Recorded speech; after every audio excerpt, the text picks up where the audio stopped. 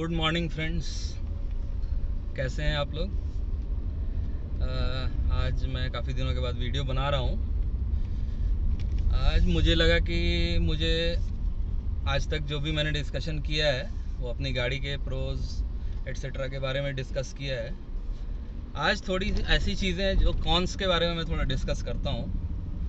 तो जो चीज़ें मुझे लगती हैं कि मेरी गाड़ी में और बेटर हो सकती थी बट नहीं है, तो इसके लिए सबसे पहले मैं आपका ध्यान इसके म्यूज़िक सिस्टम की ओर लगाना चाहता हूँ। Sound quality wise music system is best in class, बहुत ही बढ़िया है। बेस, ट्रेबल एंड मिड्स सबके साउंड्स बहुत बढ़िया आते हैं। आप कई सारे गानों में ऐसा सुनेंगे जो आपको नई नई साउंड्स जो हैं उसमें आपको स्पीकर्स के अंदर सुनने को मिलेंगी। बट बीइंग सेड दैट, जो इंटरफेस है जो कि कनेक्ट सिस्टम का है ये लैगी है काफ़ी, मुझे ऐसा लगता है। इसको काफ़ी बेटर किया जा सकता था। इनफैक्ट सेगमेंट की अदर गाड़ियों में जैसे वेन्यू में और इनफैक्ट आफ्टर मार्केट भी जो प्रोडक्ट्स आते हैं उसमें भी इतना लैग नहीं है एंड्रॉयड ऑपरेटिंग सिस्टम के अंदर। और ख़ासतौर से कनेक्ट नेक्स्ट के अंदर जो लैग है वो ज़्यादा करके थोड़ा और भी समझ में आता है जब जैसे फ़ोन फंक्शन में अगर किसी का कॉल आ जाए या आप कभी कभी कॉल करो तो होता क्या है, यूएसबी कनेक्टेड होने के बावजूद जो है आवाज़ आनी बंद हो जाती है। मेरे कहने का मतलब ये है कि अगर आप गाने सुन रहे हो और बीच में अगर किसी का कॉल आ जाए तो कभी कभार क्या होता है कि वापस जब वो कॉल डिस्कनेक्ट होता है तो वापस से म्यूज़िक बजना चाहिए बट वो बजता नहीं है और साउंड नहीं आती है। वो म्यूज़िक ऑटोमेटिकली आगे बढ़ता हुआ दिखता है बट साउंड जो है वो नहीं आता है। तो उस केस में वापस से यूएसबी वायर को रिकनेक्ट करना पड़ता है, तो फिर जाकर के प्रॉब्लम रिजॉल्व होती है। दूसरी एक प्रॉब्लम मैंने जो फेस की है वो ये है, कनेक्ट सिस्टम का स्क्रीन फ्रीज होता है। काफ़ी बार हुआ है ये। तो स्क्रीन फ्रीज में क्या होता है कि गाना जो है किसी एक पोजीशन पर ही, एंड्रॉयड ऑटो में मैंने खासतौर से नोटिस किया है, किसी एक पोजीशन पे गाना जो है अटक जाता है और बाकी सॉन्ग्स बजते रहते हैं। मींस अगला सॉन्ग भी बजता रहता है, उसके अगला सॉन्ग भी बजता ही रहता है बट वो एक किसी गाने पर वो उसकी स्क्रीन जो है वो अटक जाएगी। फॉर एग्जांपल अगर कोई गाना 5 मिनट का है और 2.5 मिनट हो चुके हैं तो 2 मिनट 48 सेकेंड या 2 मिनट 49 सेकेंड पे वो सॉन्ग जो है वो स्टॉप हो जाता है।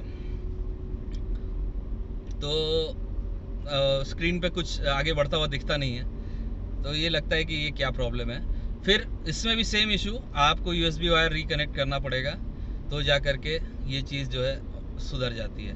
बट मुझे लगता है कि जितना मेहनत कंपनी ने इस गाड़ी में की है बाकी फीचर्स के लिए, ये एक चीज़ है जो इसको सुधार सकते थे। क्योंकि क्या है, ये चीज़ आदमी डेली यूज़ करता है और उसमें अगर कुछ प्रॉब्लम्स अगर रहें तो सही नहीं लगता है। सही और ज़्यादा अच्छा होना चाहिए था। ये तो ही कनेक्ट सिस्टम की बात। इसके बाद मैं अगले पॉइंट पे आता हूँ। ये बहुत ही माइनर इशू है बट मुझे लगता है कि पता नहीं क्यों ऐसा होना चाहिए था। देखिए, टाटा नेक्सॉन में रियर एसी वेंट्स दिए हुए हैं। रियर एसी वेंट के नीचे एक कटआउट जैसा दिखता है, उस कटआउट में कोई चार्जिंग पॉइंट या चार्जिंग पोर्ट जो है वो ऐड नहीं किया गया है।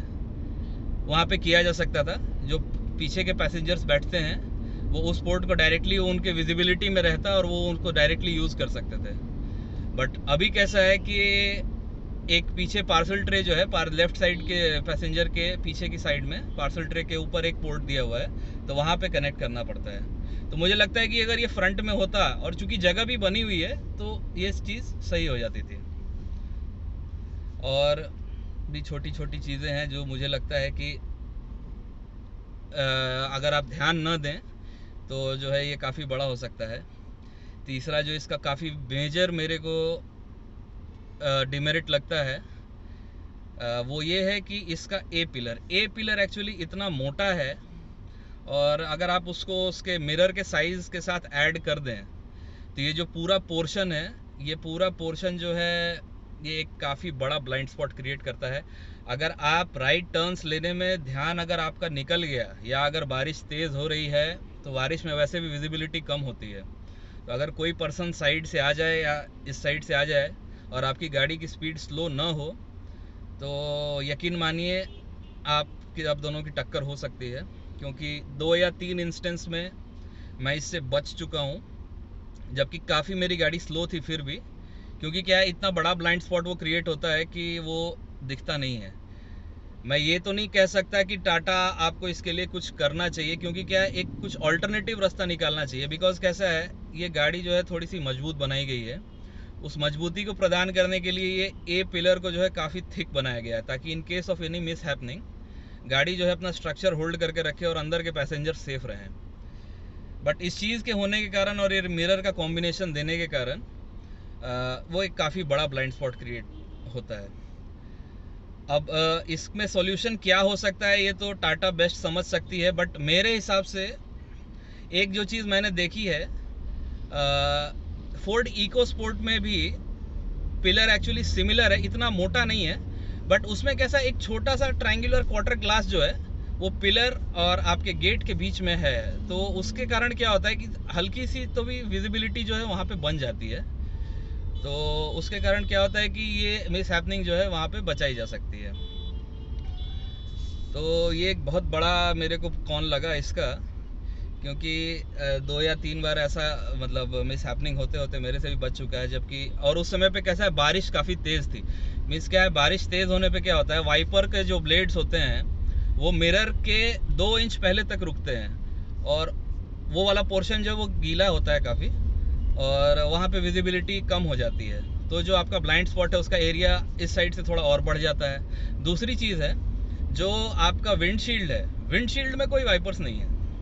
विंडशील्ड बोल रहा हूँ, ये जो आपका राइट साइड का जो डोर का जो विंडशील्ड है, इसमें कोई वाइपर्स नहीं है। तो अगर ज़ोरदार बारिश हो रही होएगी तो इसमें जो वाटर के ड्रॉपलेट्स रहते हैं उसके कारण स्क्रीन पूरी धुंधली हो जाती है। तो ये एक पूरा पोर्शन जो है काफ़ी बड़ा ब्लाइंड स्पॉट क्रिएट करता है।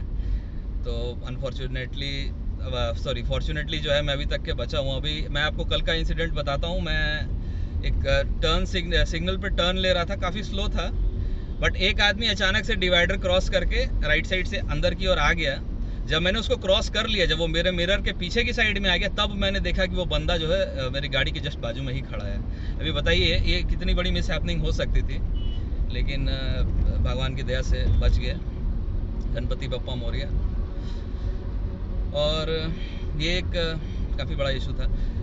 दूसरी चीज़ मैं ये कहना चाह रहा हूँ कि पीछे की साइड से मुझे लगता है जो थोड़ा लुक है वो कई लोगों को शायद नेक्सॉन का एक ट्रेडमार्क लुक है, बट मुझे लगता है BS6 गाड़ी में थोड़ा शायद चेंज करना चाहिए था। फ्रंट काफ़ी इन्होंने चेंज किया है, पीछे से भी इनको थोड़ा सा शायद चेंज करना चाहिए था। गाड़ी हाइटेड है, ये काफ़ी अच्छी बात है। मीन्स बारिश में भी पानी वगैरह भी अगर कहीं भरा हो तो ज़्यादा परेशानी नहीं होती है। और इन सारी चीज़ों के कारण थोड़ा सा अगर पीछे का लुक अच्छा रहता था तो पूरा देख करके पीछे से ही लगता कि हाँ भाई ये देखो ये BS6 मॉडल है, ये जा रहा है। बट अभी हाँ ठीक है, स्लाइड चेंजेस हैं। जैसे अगर पीछे का आप जो रिफ्लेक्टर ग्लास देखते हैं जो रेड कलर का है नीचे में, वो पुरानी वाली नेक्सॉन में जो है वो स्ट्रेटेंड आउट था, बट इसमें कैसा एक C टाइप पैटर्न है, वो पैटर्न के अंदर वो है। तो अगर आप उस चीज़ पे ध्यान देंगे तो शायद आपको समझ आ जाएगा कि हाँ ये देखो ये BS6 नेक्सॉन है। तो एक चीज़ है, ये माइनर है, ये एक्चुअली डिज़ाइन प्रेफरेंस है, ये पर्सन टू पर्सन डिपेंड करती है। मुझे ऐसा लगता है कि शायद ये होना चाहिए था, बट अभी नहीं है तो क्या किया जाए। और इसके अलावा मेन बस ये सारे कॉन्स मुझे लगे, और कुछ एक चीज़ें जैसे ही ऐड होंगी मेरे लिस्ट में तो मैं आपके साथ उसके बारे में भी शेयर करूँगा। थोड़ा एक छोटी सी चीज़ और लगी मुझे कि इसका जो USB का वायर जहाँ पे लगता है ना, जहाँ पे आप पेन ड्राइव वगैरह कनेक्ट करते हो म्यूज़िक सिस्टम के लिए, वो पोर्शन जो है ना वो थोड़ा पतला है। तो आप जब उस पर हाथ डालते हो अपना ना, तो वो हाथ पूरी तरीके से जाता नहीं है, वहाँ पे काफ़ी छोटी जगह है। तो या तो टाटा को उसको थोड़ा सा सामने की साइड दे देना चाहिए था। तो सामने की साइड देने से क्या होता कि उसको यूज़ करना ज़्यादा और यूज़र फ्रेंडली होता था। अभी कैसा है, अगर या तो आप उस पर अगर चार्जिंग सॉकेट कनेक्ट कर रहे हो तो उसको काफ़ी आपको अंदर तक के आपका हाथ लेके जाना पड़ता है। किसी के हाथ अगर थोड़े भी मोटे हैं तो उनको और भी तकलीफ होएगी। USB चार्जिंग पोर्शन में भी वही चीज़ है, मींस जो आपका एंड्रॉयड ऑटो से कनेक्ट जहाँ पेन ड्राइव वगैरह लगाते हो वो भी इसके साथ में ही बना हुआ है, तो वहाँ पर भी वही सेम प्रॉब्लम है। तो ये जो चीज़ें हैं ये शायद से टाटा जो है अपने डिज़ाइन में, बाकी सब कुछ इज़ फाइन, बट ये सारी चीज़ें चेंज कर सकते हो, इसमें ज़्यादा कुछ करना नहीं है आपको। बस थोड़ा सा अगर आपने उस मॉड्यूल को ऊपर लगा दिया रहता था, उतना ज़्यादा उसमें डीप नहीं रखा होता था, तो ये चीज़ें आराम से हो सकती थी। क्योंकि क्या है, वो और कोई पर्पस सॉल्व नहीं करता है। वो ऐसा नहीं है कि वो अगर नीचे है तो उसमें मैं कुछ अपना कोई सामान रख सकता हूँ या ऐसा कुछ रख सकता हूँ। वो आप रखेंगे भी तो भी उसको निकालने के लिए आपको हार्डली 2 पतले पतले उंगलियों से डाल करके ही निकालना पड़ेगा। तो उससे अच्छा है कि आप उसको थोड़ा ऊपर ही दे दिया करते थे, तो वहाँ पे जो है उस स्पेस का जो है यूज़र फ्रेंडलीनेस ज़्यादा थोड़ा सा बढ़ जाता था। तो ये एक चीज़ थी जो आज मैं आप लोगों से डिस्कस करना चाहता था।